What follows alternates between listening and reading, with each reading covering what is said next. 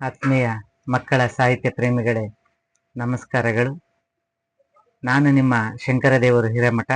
ಮಕ್ಕಳ ಸಾಹಿತ್ಯ ಕೃತಿಗಳ ಅವಲೋಕನ ಸರಣಿ ಕಾರ್ಯಕ್ರಮಕ್ಕೆ ತಮ್ಮೆಲ್ಲರಿಗೂ ಸಹ ಪ್ರೀತಿಪೂರ್ವಕವಾದ ಸ್ವಾಗತವನ್ನು ಬಯಸ್ತಾ, ಇವತ್ತಿನ ದಿನ ಜೂನ್ 11, 2026 ಗುರುವಾರದಂದು 85ನೇ ಸಾಹಿತ್ಯ ಕೃತಿಯ ಪರಿಚಯವನ್ನ ಮಾಡಲಿದ್ದೇನೆ. 85ನೆಯ ಸಾಹಿತ್ಯ ಕೃತಿಯ ಪರಿಚಯ ಶ್ರೀಮತಿ ವಸುವತ್ಸಲೆ ಅವರು ಬರೆದಿರುವಂತ ಅಂತರಿಕ್ಷದಲ್ಲಿ ವಿಹ ಅನ್ನುವಂತ ಒಂದು ಕಥನ,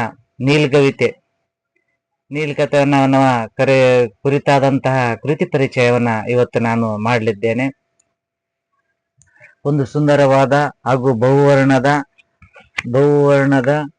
ಮುಖಪುಟ ವಿನ್ಯಾಸವನ್ನು ಸಹ ಸುಂದರವಾದ ಮುಖಪುಟ ವಿನ್ಯಾಸವನ್ನು ಹೊಂದಿರುವಂತ ಸಂತೋಷ್ ಸಶೀಲ್ ಅವರು ಸುಂದರವಾದ ಮುಖಪುಟ ವಿನ್ಯಾಸ ಜೊತೆಗೆ ಒಳ ಚಿತ್ರಗಳನ್ನು ಸಹ ಸುಂದರವಾಗಿ ಮಾಡಿದ್ದಾರೆ. ಹಾಗೆ ಈಗಾಗಲೇ ಶಿಕ್ಷಕಿಯಾಗಿ, ಸಾಹಿತಿಯಾಗಿ ಹಲವಾರು ಸಾಹಿತ್ಯ ಕೃತಿಗಳನ್ನು ರಚಿಸಿರುವಂತ ವಸುವತ್ಸಲೆ ಅವರು ಮಕ್ಕಳಿಗಾಗಿ ಬರೆದಿರುವಂತ ಒಂದು ಸುಂದರವಾದ ಕಥಾ ಸಂಕಲನ ಇದಾಗಿದೆ. ಈ ಕೃತಿ 2024ರಲ್ಲಿ ಪ್ರಕಟವಾಗಿರುವಂತ ಈ ಕೃತಿ 48 ಪುಟಗಳನ್ನು ಒಳಗೊಂಡಿದ್ದು 210 ರೂಪಾಯಿ ಬೆಲೆಯನ್ನ ನಿಗದಿಪಡಿಸಲಾಗಿದೆ. ಅವ್ಯಕ್ತ ಪ್ರಕಾಶನ ಅವರು ಈ ಕೃತಿಯನ್ನ ಪ್ರಕಟಿಸಿದ್ದಾರೆ. ಈ ಕೃತಿ ಸುಂದರವಾದ ಮುಖಪುಟ ವಿನ್ಯಾಸದ ಜೊತೆಗೆ ವಸ್ತು ವಿಷಯವನ್ನು ಸಹ ಸುಂದರವಾದ ಹಾಗೂ ವಿಭಿನ್ನ ವಿಷಯ ಶೈಲಿಯಲ್ಲಿ ಕಥಾ ಶೈಲಿಯನ್ನು ಒಳಗೊಂಡಂತೆ ಈ ಕಥಾ ಸಂಕಲನ ರಚನೆಯಾಗಿದೆ. ಮುನ್ನುಡಿಯನ್ನ ಬಾಲ ಸಾಹಿತ್ಯ ಪ್ರಶಸ್ತಿ ಪುರಸ್ಕೃತರಾಗಿರುವಂತಹ ಆನಂದ್ ಪಾಟೀಲ್ ಅವರು ಮುನ್ನುಡಿಯನ್ನ ಬರೆದಿದ್ದಾರೆ. ಹಾಗೆಯೇ ಆಶಯ ನುಡಿಯನ್ನ ಮಂಜುನಾಥ್ DS ಅವರು, ಬೆನ್ನುಡಿಯನ್ನ ತಮ್ಮಣ್ಣ ಬೀಗರ್, ರಾಜಶೇಖರ್ ಕುಕ್ಕುಂದ ಹಾಗೂ ಗುಂಡೂರಾವ್ ದೇಸಾಯಿ ಅವರು, ಹಿರಿಯ ಮಕ್ಕಳ ಸಾಹಿತಿಗಳು ಬೆನ್ನುಡಿಯಲ್ಲಿ ತಮ್ಮ ಅನಿಸಿಕೆಗಳನ್ನ ಬೆನ್ನುಡಿ ರೂಪದಲ್ಲಿ ಈ ಕೃತಿಗೆ ನೀಡಿದ್ದಾರೆ. ಈ ಕೃತಿಯಲ್ಲಿ ಮಕ್ಕಳಲ್ಲಿರುವಂತ ಅನ್ವೇಷಣೆಯ ಗುಣ, ಕುತೂಹಲ, ಜ್ಞಾನ, ಹಾಗೆ ಮುಗ್ಧತೆ, ಅವರಲ್ಲಿರುವಂತಹ ಒಂದು ಸ್ಪರ್ಧಾ ಮನೋಭಾವನೆ, ಯಾವುದೇ ವಿಷಯದ ಕುರಿತಾಗಿ ಅವರಿಗಿರುವಂತ ಅದಮ್ಯ ಕುತೂಹಲದ ವಿಷಯ ವಸ್ತುವನ್ನ, ಆ ವಿಷಯ ವಸ್ತುವಿನ ನೆಲಗಟ್ಟಿನಲ್ಲಿ ಈ ಕಥಾ ಸಂಕಲನ ರಚನೆಯಾಗಿದೆ. ಅಂತರಿಕ್ಷದಲ್ಲಿ ವಿಹ ಅನ್ನುವಂತ ಒಂದು ಈ ಕಥಾ ಸಂಕಲನದಲ್ಲಿ ನಾವು ಸಾಮಾನ್ಯವಾಗಿ ಕಾಣುವಂತ ಕಥೆಗಳಿಗಿಂತ ತುಸು ಭಿನ್ನ ಅನ್ನುವಂತ ರೀತಿಯಲ್ಲಿ ಅಂತರಿಕ್ಷಕ್ಕೆ ಹೋಗುವಂತ ಕನಸು ಕಾಣುವಂತಹ ವಿದ್ಯಾರ್ಥಿಯಾಗಿ ವಿವಾಹ ಇಲ್ಲಿ ನಾವು ಗೋಚರಿಸ್ತಾಳೆ. ಯಾಕಂದ್ರೆ ನಮ್ಮ ಕನಸಿನಲ್ಲಿ ನಾವು ಕಾಣುವಂತ ಪ್ರದೇಶಗಳು ಬಾಂಬೆ, ಬೆಂಗಳೂರು, ಪೂನಾ, ಅಮೆರಿಕ, ಆಸ್ಟ್ರೇಲಿಯಾ ಹೋಗ್ಬೇಕಂತ ಬಯಸ್ತಾರೆ. ಆದ್ರೆ ಇಲ್ಲಿರುವಂತಹ ವಿದ್ಯಾರ್ಥಿ ವಿವಾಹ ಚಂದ್ರಲೋಕಕ್ಕೆ ಹೋಗ್ಬೇಕನ್ನುವಂತ ಆಸೆಯನ್ನ ಇಟ್ಕೊಂಡು ಯಾವೆಲ್ಲ ಇದರಲ್ಲಿ ಚಟುವಟಿಕೆಯನ್ನು ಒಳಗೊಂಡಿದೆ ಅನ್ನುವಂತ ವಿಷಯ ವಸ್ತುವನ್ನು ಇಟ್ಕೊಂಡು ಅಂತರಿಕ್ಷದಲ್ಲಿ ವಿಹಾನ ಅಂತ ಒಂದು ಈ ಕಥಾ ಸಂಕಲನ ತುಂಬಾ ಅರ್ಥಪೂರ್ಣವಾಗಿ ಹಾಗೂ ಕುತೂಹಲ ಭರಿತಾಗಿ ಓದುಗರನ್ನ ಓದಿಸಿಕೊಂಡು ಹೋಗೋದ್ರ ಜೊತೆಗೆ ಮಕ್ಕಳ ಕುತೂಹಲವನ್ನ ತನ್ನಲ್ಲಿ ಹಿಡಿದಿಟ್ಟುಕೊಳ್ಳುವಂತ ಸಾಹಿತ್ಯ ಕೃತಿ ಇದಾಗಿದೆ. ವಿಹಾಳ ಕನಸು ಇಲ್ಲಿ ಬರುವಂತ ಪಾತ್ರಗಳು 4: ಡಾಕ್ಟರ್ ಸುಧಿ ಸಮ್ಯಕ್ ಹಾಗೂ ಅವರ ಪತ್ನಿ ಹಾಗೂ ಮಗಳು ಮತ್ತು ಅವರು ತಯಾರಿಸಿರುವಂತ ರೋಬೋ. ಈ 4 ಪಾತ್ರಗಳ ಸುತ್ತ, ಪ್ರಮುಖ ಪಾತ್ರಗಳ ಸುತ್ತ ಈ ಕಾದಂಬರಿ, ಈ ಕಥೆ ಸಂಕಲನ ಸುತ್ತುವರಿತಾ ಹೋಗ್ತದೆ. ಅಂದ್ರೆ ಆ ವಿದ್ಯಾರ್ಥಿ ಡಾಕ್ಟರ್ ಸುಧಿ ಸಮ್ಯಕ್ ಅವರು ಇಸ್ರೋದಲ್ಲಿ ಕೆಲಸ ಮಾಡುವಂತ ಒಬ್ಬ ವಿಜ್ಞಾನಿ ಆಗಿರ್ತಾರೆ. ಅವ್ರ ಸಂಶೋಧನೆಯಲ್ಲಿ ಅಪಾರವಾದ ಪರಿಣಿತಿಯನ್ನ, ಅನುಭವನ ಹೊಂದಿರುವಂತ ಈ ವಿಜ್ಞಾನಿ ಅವರು ಮನೆಯಲ್ಲಿಯೇ ಸಹ ಒಂದು ಪ್ರಯೋಗಾಲಯವನ್ನ ಹೊಂದಿರ್ತಾರೆ. ಆ ಪ್ರಯೋಗದಲ್ಲಿ ಅವಾಗವಾಗ ಹೋಗುವಂತ ವಿಹ ಅದರ ಬಗ್ಗೆ ಒಂದು ಆಸಕ್ತಿಯನ್ನ ಹೊಂದಿರ್ತಾರೆ. ಇಲ್ಲಿ ವಿಹ ಅನ್ನುವಂತಹದ್ದು ವಿಚಾರದ ಹಾದಿಯಲ್ಲಿ ಅನ್ನುವಂತ ವಿಷಯದ ಕುರಿತಾಗಿ, ಅಂದ್ರೆ ವಿಶೇಷವಾದ ಆಸಕ್ತಿಯನ್ನು ಹೊಂದಿರುವಂತ ಹಾದಿಯಲ್ಲಿ ಹೋಗುವಂತ ಬಾಲಕಿಯ ಪಾತ್ರದಲ್ಲಿ ವಿಹ ನಮಗೆ ಕಾಣ್ತಾಳೆ. ಅಂದ್ರೆ ಮಕ್ಕಳಿಗೆ ನಾವು ಚಿಕ್ಕ ವಯಸ್ಸಿನಲ್ಲಿ ಯಾವ ರೀತಿಯ ಅಭಿರುಚಿಯನ್ನ ನಾವು ಅವರಲ್ಲಿ ಕೊಡ್ತೀವಿ, ಯಾವ ರೀತಿ ಅವರಿಗೆ ನಾವು ಮಾರ್ಗದರ್ಶನವನ್ನ ಮಾಡ್ತೀವಿ, ಆ ಹಾದಿಯಲ್ಲಿ ಅವರು ಹೋಗ್ತಾರೆ ಅನ್ನುವಂತ ವಿಷಯ ಇಲ್ಲಿ ನಾವು ನೋಡ್ಬೋದು. ಮಗುವಿಗೆ ಅವರು ತಂದೆ ಟೆಲಿಸ್ಕೋಪ್ ಅನ್ನ ಕೊಟ್ಟು ಖಗೋಳ ವೀಕ್ಷಣೆಯನ್ನ ಮಾಡುವಂತ ಅಭಿರುಚಿಯನ್ನ ಮಗಳಿಗೆ ಮೂಡಿಸ್ತಾರೆ. ತಂದೆ. ಹಾಗಾಗಿ ಅವಳಿಗೆ ಖಗೋಳ ಶಾಸ್ತ್ರದಲ್ಲಿ ಅಪಾರವಾದ ಆಸಕ್ತಿ. ಹಾಗೆ ಅವಳು ಅದರಿಂದ ನಕ್ಷತ್ರಗಳನ್ನ ನೋಡುವಂಥದ್ದು. ಹಾಗೆ ಮನೆಯಲ್ಲಿ ಅವತ್ತು ಸಂಡೇ ಇರೋದ್ರಿಂದ, ಒಂದು ರಜೆ ಇರೋದ್ರಿಂದ ಮಗಳು ಆಮೇಲೆ ಅವ್ರ ಸ್ನೇಹಿತ ಬಂದು ಚಿತ್ರವನ್ನು ಇಳಿಸೋದ್ ಮೂಲಕ ಜಗ್ಗಿ ಕಸ ಮಾಡಿರ್ತಾರೆ. ಹಾಗೆ ಆ ಕಸವನ್ನ ಬಳಿಬೇಕಾದ್ರೆ ತಾಯಿ ಬೈತಾ ಇರ್ತಾರೆ ಮಕ್ಕಳಿಗೆ. ಅವಾಗ ಬೈತಾರಾಗ ಅವಾಗ ಅವ್ರ ತಂದೆ ಹೇಳ್ತಾನೆ, ಇಲ್ಲ ಅಷ್ಟೇ ಕಸ ಅಲ್ಲ, ಬಾಹ್ಯಾಕಾಶದಲ್ಲೂ ಕಸ ಇದೆ ಅಂದಾಗ ಆ ಮಗುವಿಗೆ ಆಸಕ್ತಿ ಆಗುತ್ತೆ, ಕುತೂಹಲ ಆಗುತ್ತೆ. ಅಪ್ಪ ನೀನ್ ನನಗೆ ಕಸ ತೋರಿಸ್ಬೇಕಂದಾಗ ಆಯ್ತು ತೋರಿಸ್ತೀನಿ ಅಂದಾಗ, ಅಂತರಿಕ್ಷದಲ್ಲಿ ಕಸ ಇರುತ್ತೆ ನೋಡು, ಹೆಂಗ ಕಸ ಇರುತ್ತೆ ಅಲ್ಲಿ ಮನುಷ್ಯರಿರಲ್ಲ, ಕಸ ಹೆಂಗಾಗುತ್ತ, ಎಲೆಯನ್ ಹಾಕ್ತಾವ ಅಂತಾರೆ. ಇಲ್ಲ, ಎಲೆಯನ್ ಹಾಕಲ್ಲ, ನಾವು ಉಪಗ್ರಹಗಳನ್ನ ಕಳಿಸಿದಂತ ಸಂದರ್ಭದಲ್ಲಿ ಉಂಟಾಗುವಂತಹ ಇದು ತ್ಯಾಜ್ಯ ಅದು ಕಸವಾಗಿ ಪರಿವರ್ತನೆ ಆಗುತ್ತೆ ಅಂತೇಳಿ ಇದು ಮಾಡ್ತಾಳೆ. ಹಂಗಾದ್ರೆ ನಾವು ಒಂದು ರಾಕೆಟ್ ಅನ್ನು ಕಳಿಸಿ ಕಸನ ತಂದು ಬಿಡಮ್ಮ ಅಂತಂದಾಗ ಅದು ಅಷ್ಟು ಸುಲಭವಲ್ಲ.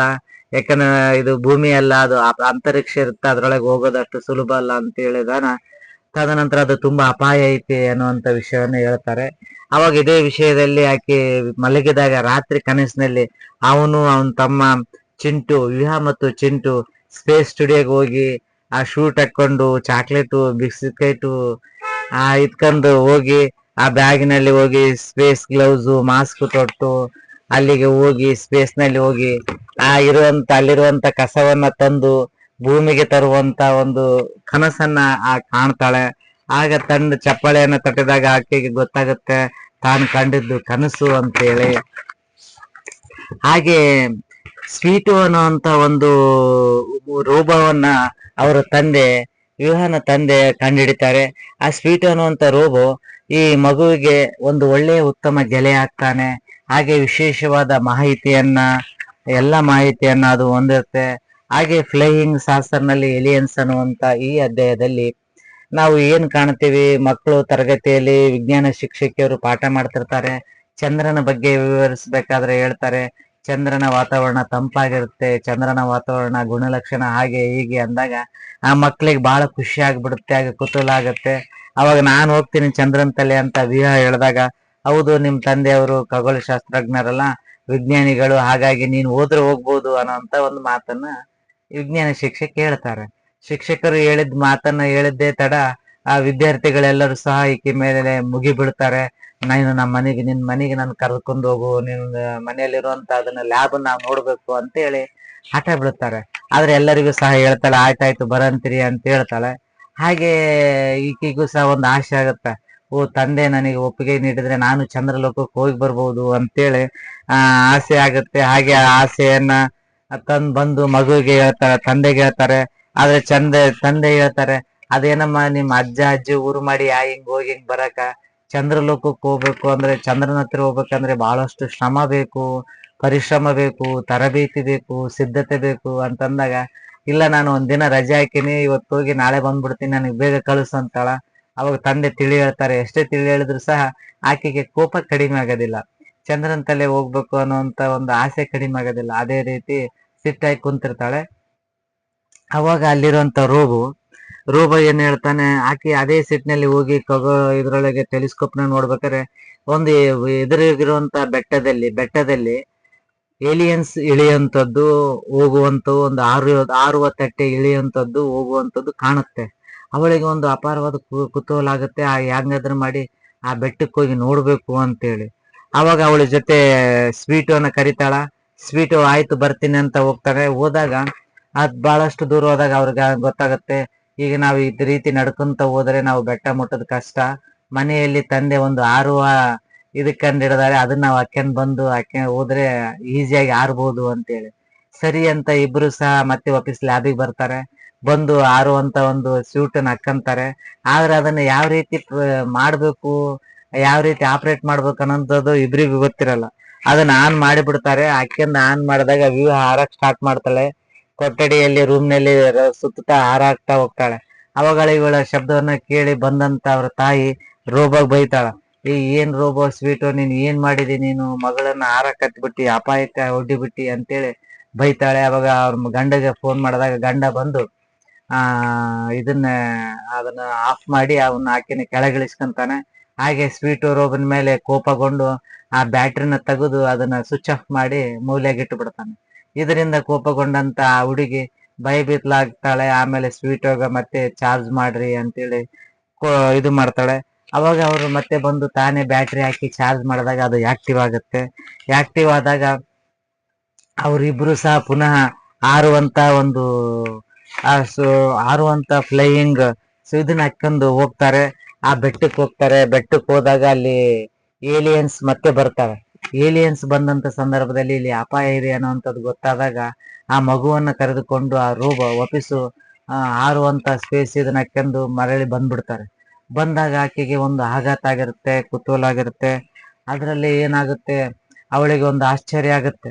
ಏನು ಅಪಾಯ ಬಂದಾಗ ಕರೆದುಕೊಂಡು ಬಂದು ಮತ್ತೆ ಅವನು ಇದಾದಾಗ ಆಕೆ ಕನಸೆ ಅನ್ಕೊಂಡಿರ್ತಾಳ. ಆದ್ರೆ ಮತ್ತೆ ಬೆಳಗ್ಗೆ ಹೋಗಿ ಅವನಿಗೆ ಕೇಳಿದಾಗ, ರೋಬ ಕೇಳಿದಾಗ ಇಲ್ಲ ಅದರಿಂದ ಅಪಾಯ ಆಯ್ತು ಅಂತ ಹೇಳ್ತಾನ. ನಂತರ ಆಕೆಗೆ ಪುನಃ ಎಷ್ಟು ಕುತೂಹಲ ಇರುತ್ತಂದ್ರೆ, ನಾನು ಇನ್ನೊಂದ್ಸಲ ಬೆಟ್ಟಕ್ಕೆ ಹೋಗ್ತೀನಿ, ನಾನು ಏಲಿಯನ್ಸ್ ಅನ್ನ ಇದನ್ನ ಹತ್ತಿರದಿಂದ ನೋಡಿ ಬರ್ತೀನಿ ಅಂತೇಳಿ ಆ ಬೆಟ್ಟಕ್ಕೆ ಹೋಗಂತದ್ದು. ಮತ್ತೆ ಪುನಃ ಆ ಸ್ವಿಚ್ ಆಫ್ ಆಗಿರುವಂತ ರೋಬಗೆ ಬ್ಯಾಟ್ರಿಯನ್ನ ಹಾಕಿ ಅವನ್ನ ಮನವೊಲಿಸಿ ಕರ್ಕೊಂಡು ಹೋಗ್ತಾಳೆ. ಪುನಃ ಹೋದಾಗ ಈ ಸಲ ಹೋದಾಗ ಅಲ್ಲಿ ಒಂದು ಒಂದು ಲೋಹದ ವಸ್ತು ಸಿಗುತ್ತೆ. ವಸ್ತುನ ಬ್ಯಾಗ್ನಾಗ ಹಾಕೊಂಬಂದಿರ್ತಾಳೆ ವಿಹಾ. ಅದನ್ನ ಆನ್ ಮಾಡಿದ ತಕ್ಷಣ ಅಲ್ಲಿಗೆ ಸ್ಪೇಸ್ ಶಿಪ್ ಬಂದ್ಬಿಡುತ್ತೆ ಏಲಿಯನ್ಸ್ ಸ್ಪೇಸ್ ಶಿಪ್ ಬಂದಾಗ ಈ ವಿಹಾನ್ ಅದ್ರೊಳಗೆ ಕರೆದುಕೊಂಡು ಹೋಗ್ತಾರೆ. ಅದ್ರೊಳಗೆ ಹೋದಂತ ವಿಹಾ ಆ ಯಾವುದೇ ಭಯ ಇಲ್ಲದೆ ಆ ಏಲಿಯನ್ಸ್ ಗಳಿಗೆ ತನ್ನಲ್ಲಿರುವಂತ ಚಾಕ್ಲೇಟ್ ಗಳನ್ನ ಕೊಡ್ತಾಳೆ. ಚಾಕ್ಲೇಟ್ ನ ಕೊಟ್ಟ ನಂತರ ತಿಂದಂತ ರುಚಿ ರುಚಿಯಾಗಿರುವಂತ ಏಲಿಯನ್ಸ್ ಗಳು ಚಾಕ್ಲೇಟ್ ಅನ್ನ ರುಚಿ ರುಚಿಯಾದ ಚಾಕ್ಲೇಟ್ ಗಳನ್ನ ತಿಂದ ನಂತರ ಇನ್ನೂ ಬೇಕು ಅಂದಾಗ ನೀವು ನನ್ನ ಮನೆ ತಲೆ ಬರ್ರಿ, ನಾನಲ್ಲಿ ನಿಮಗೆ ಇನ್ನೂ ಹೆಚ್ಚಿನ ಚಾಕ್ಲೇಟ್ ಗಳನ್ನು ಕೊಡ್ತೀನಿ ಅಂತ ಹೇಳ್ತಾಳೆ. ಹಾಗೆ ಈಕೆಯನ್ನ ಹಿಂಬಾಲಿಸಿಕೊಂಡು ರೋಬೋನು ಸಹ ಅದರೊಳಗೆ ಹೋಗುತ್ತೆ. ಇಲ್ಲಿಗೆ ಈ ಅಧ್ಯಾಯವನ್ನ ಕಥೆಯನ್ನ ಮುಗಿಸ್ತಾರೆ. ಚಂದ್ರಲೋಕದಲ್ಲಿ ವಿಹಾನ ಅಂತದ್ದು ಮತ್ತೊಂದು ಅಧ್ಯಾಯದಲ್ಲಿ ಇದು ಸರಣಿ ಕಥೆಯನ್ನ ಇದು ಒಳಗೊಂಡಿರುವಂತ ಕಥಾ ಸರಣಿ ಆಗಿದೆ. ಅಂತರಿಕ್ಷದಲ್ಲಿ ವಿಹಾನ ಅಂತದ್ದು ಮತ್ತೊಂದು ಸರಣಿ ಬರುತ್ತದೆ ಅನ್ನುವಂಥದ್ದೊಂದಿಗೆ ಲೇಖಕರು ಇಲ್ಲಿಗೆ ಇದನ್ನ ಮುಕ್ತಾಯಗೊಳಿಸ್ತಾರೆ. ಅಂದ್ರೆ ಇದು ಇನ್ನು ಮುಂದುವರೆದ ಭಾಗ ಆಗಿ ಪಾರ್ಟ್ 1 ನಾವು ಮುಗಿಸಿದ್ದೇವೆ. ಪಾರ್ಟ್ 2 ನಿರೀಕ್ಷೆಯಲ್ಲಿ ನೀವಿರ್ರಿ ಅನ್ನುವಂಥದ್ದು ಓದುಗರಿಗೆ ಹೇಳ್ತಾ ಇದ್ದಾರೆ ಲೇಖಕರು. ಇಲ್ಲಿ ವಿಹಾನ ಅಂತದ್ದು ಹುಡುಗಿ ಬಾಹ್ಯಾಕಾಶದಲ್ಲಿರುವಂತಹ ಸಂಗತಿಗಳ ಬಗ್ಗೆ ಎಷ್ಟು ಕುತೂಹಲದಿಂದ ಇರ್ತಾಳೆ. ವಿದ್ಯಾರ್ಥಿಗಳು ಸಹ ಇವರು ಸಹಜವಾಗಿ ಶಿಕ್ಷಕರಾಗಿರುವುದರಿಂದ ವಿದ್ಯಾರ್ಥಿಗಳಲ್ಲಿರುವಂತಹ ಕುತೂಹಲದ ಸಂಗತಿಗಳನ್ನ ಗ್ರಹಿಸಿಕೊಂಡು ಅದನ್ನೇ ಒಂದು ಪಾತ್ರವಾಗಿ ಸೃಷ್ಟಿಸಿಕೊಂಡು ಮಕ್ಕಳು ಯಾವೆಲ್ಲ ಪ್ರಶ್ನೆಗಳನ್ನ ಕೇಳ್ತಾರೆ, ಎಷ್ಟು ಕುತೂಹಲದ ಪ್ರಶ್ನೆಗಳ ಕೇಳ್ತಾರೆ ಅಂದ್ರೆ ಎಷ್ಟೇ ಪಂಡಿತರಿದ್ರು ಸಹ ತಂದೆ ತಾಯಿಗಳಿಗೆ ಮಕ್ಕಳು ಕೇಳುವಂತ ಪ್ರಶ್ನೆಗಳಿಗೆ ಕೆಲವೊಂದ್ಸಲ ಉತ್ತರ ಹೇಳಕ್ಕೆ ಆಗೋದಿಲ್ಲ. ಅಷ್ಟರ ಮಟ್ಟಿಗೆ ವಿದ್ಯಾರ್ಥಿಗಳು ಪ್ರಶ್ನೆಗಳನ್ನ ಕೇಳುವಂತಹ ಗುಣವನ್ನ ಆ ಸ್ವಭಾವವನ್ನ ಅವರು ವಿದ್ಯಾರ್ಥಿಗಳು ಗಳಿಸ್ಕೊಂಡು ಬಿಟ್ಟಿರ್ತಾರೆ. ಹಾಗೆ ವೈಜ್ಞಾನಿಕ ಸಂಗತಿಗಳೊಂದಿಗೆ ಇಲ್ಲಿ ನಡೆಯುವಂತಹ ಕಥೆಯಲ್ಲಿ ನಡೆಯುವಂತಹ ಸಂಭಾಷಣೆಗಳು, ರೋಬೋ ಪಾತ್ರ ಇರ್ಬೋದು, ತಂದೆ ತಾಯಿ ಪಾತ್ರ ಇರ್ಬೋದು, ವಿಜ್ಞಾನಿಯಾಗಿ ತಂದೆಯಾಗಿ ಮಗಳಿನಲ್ಲಿ ಒಂದು ವೈಜ್ಞಾನಿಕ ಅನ್ವೇಷಣೆಯ ಆಸಕ್ತಿಯನ್ನ ಮೂಡಿಸುವಲ್ಲಿ ತಂದೆಯಾಗಿ ಯಶಸ್ಸಾಗ್ತಾರೆ. ಅಂದ್ರೆ ಮಕ್ಕಳನ್ನ ನಿಭಾಯಿಸುವಂಥದ್ದು ಹಾಗೂ ಮಕ್ಕಳಲ್ಲಿ ಒಂದು ಅಭಿರುಚಿಯನ್ನ ಮೂಡಿಸುವಂಥದ್ದು ಸಹ ಮಹತ್ತರವಾದ ಕೆಲಸ ಆಗುತ್ತೆ. ಏಕೆಂದ್ರೆ ತಂದೆ ತಾಯಿ ಏನ್ ಮಾಡ್ತಾರೆ ಅದನ್ನೇ ಮಕ್ಕಳು ಅನುಕರಣೆ ಮಾಡ್ತಾರೆ. ಅವ್ರು ಹೇಳಿದ್ದನ್ನ ಮಕ್ಕಳು ಮಾಡೋದಿಲ್ಲ, ಅವ್ರು ಏನ್ ಮಾಡ್ತಿರ್ತಾರೆ ಅದನ್ನ ನೋಡಿ ಅನುಕರಣೆ ಮಾಡುವಂಥದ್ದು ಮಕ್ಕಳಲ್ಲಿ ಸ್ವಾಭಾವಿಕವಾಗಿರುವಂತ ಒಂದು ಗುಣ. ಹಾಗಾಗಿ ತಂದೆ ವಿಜ್ಞಾನಿ ಆಗಿರುವುದರಿಂದ ಅವರಲ್ಲಿರುವಂತ ಅನ್ವೇಷಣೆಯ ಗುಣ ನೋಡಿರುವಂತ ಮಗು ಅವರಂತೆ ತಂದೆಯಂತೆ ಆಕೆಯೂ ಸಹ ಅನ್ವೇಷಣೆ ಗುಣವನ್ನ ಹೊಂದಿ ಅದೇ ರೀತಿ ಕುತೂಹಲದಿಂದ ಏಲಿಯನ್ಸ್ ಗಳನ್ನ ನೋಡುವಂಥದ್ದು, ಬೆಟ್ಟಕ್ಕೆ ಹೋಗ್ಬೇಕನ್ನುವಂಥದ್ದು, ಬೆಟ್ಟದಲ್ಲಿ ನಡೆಯುವಂತಹ ಚಟುವಟಿಕೆಗಳು, ಏಲಿಯನ್ಸ್ ಗಳು ಒಂದು ಬಾರಿ ಈಕೆಗೆ ಸ್ಕ್ಯಾನ್ ಮಾಡುವಂಥದ್ದು, ಆಕೆಯನ್ನು ಹಿಡಿಬೇಕನ್ನುವಂತ ಇದು ಮಾಡಿದಾಗ ರೋಬೋ ಆಕೆಯನ್ನ ಕಾಪಾಡ್ತದೆ.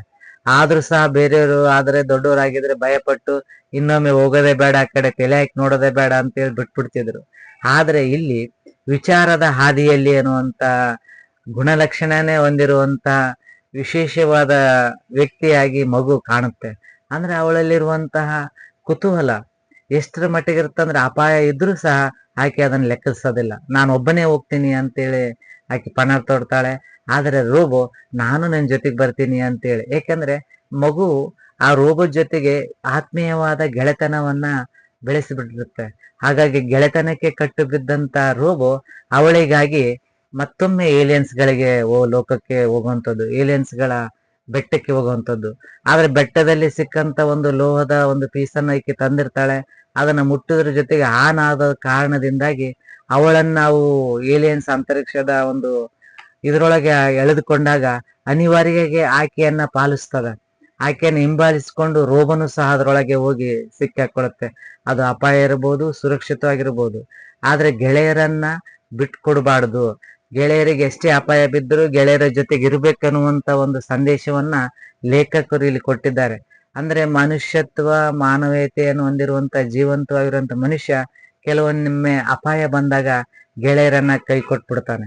ಆದರೆ ಜೀವ ಇರ್ಲಾರ್ದಂತ ಯಂತ್ರ ತನ್ನ ಗೆಳತಿಗಾಗಿ ಅದು ಅಪಾಯವನ್ನು ಲೆಕ್ಕಿಸದೆ ಅವಳನ್ನು ಹಿಂಬಾಲಿಸಿಕೊಂಡು ಹೋಗುತ್ತೆ. ಅಂದ್ರೆ ಇಲ್ಲಿ ಸ್ನೇಹದ ಒಂದು ದ್ಯೋತಕವಾಗಿ ಕುತೂಹಲದಿಂದ ಕೂಡಿರುವಂತ ವಿದ್ಯಾರ್ಥಿ ಹೊಂದಿರುವಂತ ಸ್ನೇಹದ ರೋಬೋ ಅವಳು ಯಂತ್ರವಾಗಿ ನೋಡದೆ ಒಂದು ವಿಶ್ವಾಸ ಇಟ್ಕೊಂಡು ಅವಳನ್ನ ಸುರಕ್ಷತೆಯಾಗಿ ಕಾಪಾಡಬೇಕನ್ನುವಂತ ಕಾರಣಕ್ಕೆ ಆ ವಿದ್ಯಾರ್ಥಿಯನ್ನು ಹಿಂಬಾಲಿಸಿಕೊಂಡು ಅದರೊಳಗೆ ಹೋಗುತ್ತೆ. ಮುಂದಿನ ಭಾಗದಲ್ಲಿ ಬರುವಂತ ಕಥೆಗಾಗಿ ನಾವೆಲ್ಲರೂ ಸಹ ಕುತೂಹಲವಾಗಿದ್ದೀವಿ. ಮಕ್ಕಳಲ್ಲಿ ವಿಜ್ಞಾನ ಮತ್ತು flying saucer, aliens, flying gadget, robo, sweet robo, ಆಮೇಲೆ ಅಂತರಿಕ್ಷದಲ್ಲಿರುವಂತ ವೇಸ್ಟೇಜ್, ಈ ತರ ಹಲವಾರು ವಿಷಯಗಳನ್ನ ಕುರಿತು ಕುತೂಹಲವಾಗಿ ಮೂಡಿಸುವಂತ ಕಾದಂಬರಿ ಇದಾಗಿದೆ.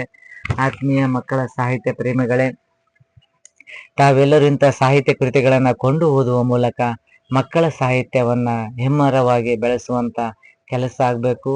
ಹಾಗೂ ವಿಶೇಷವಾಗಿ ವಿದ್ಯಾರ್ಥಿಗಳಿಗೆ ಹುಟ್ಟುಹಬ್ಬ, ಶಾಲಾ ವಾರ್ಷಿಕೋತ್ಸವ ಸಂದರ್ಭಗಳಲ್ಲಿ ಇಂಥ ಸಾಹಿತ್ಯ ಕೃತಿಗಳನ್ನ ಉಡುಗೊರೆಯಾಗಿ ನೀಡುವ ಮೂಲಕ ಮಕ್ಕಳಲ್ಲಿ ಓದುವ ಅಭಿರುಚಿಯನ್ನ ಮೂಡಿಸುವಂತ ಕೆಲಸ ಆಗ್ಬೇಕು.